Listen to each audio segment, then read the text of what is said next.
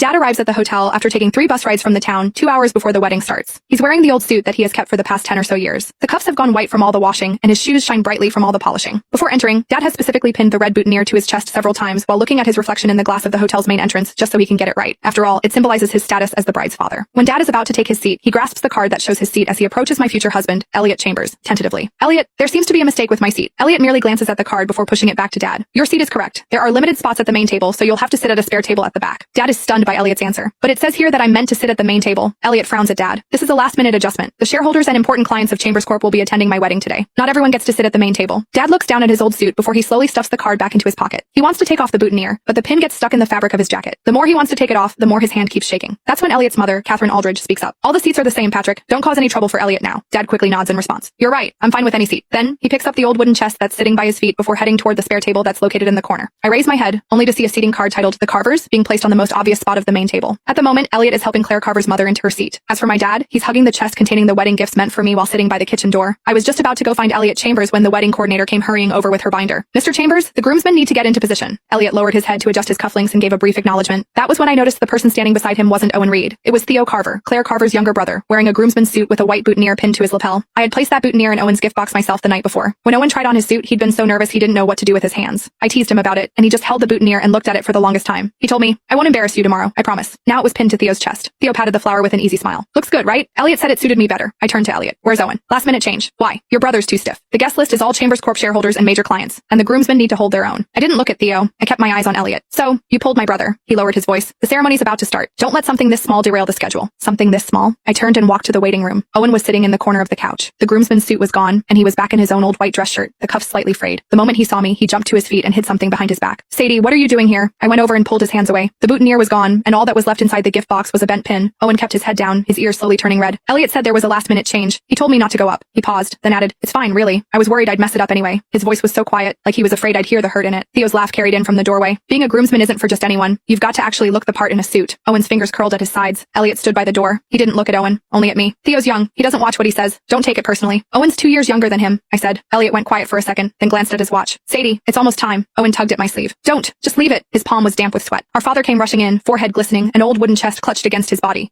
He'd pulled the red flower off it and tucked it into his pocket so only a sliver of crimson peeked out. Sadie, did Owen cause trouble again? Owen shook his head quickly. No, Dad. Dad turned to Elliot with an apologetic smile. Elliot, Owen doesn't know any better. It's perfectly fine if he doesn't go up. He can just sit in the audience. Then he looked at me. Sadie, today's your big day. Don't let us hold things up. He didn't say it was because of him or because of Owen. It was because of all of us. Because we weren't polished enough. A hotel staff member walked in and pointed at the chest in his arms. The groom's mother says that the chest doesn't belong in the main hall. She'd like it moved to the back. Dad tightened his grip. It can't be moved. The staff member looked at Elliot, and Elliot frowned. Take it. It's in the way.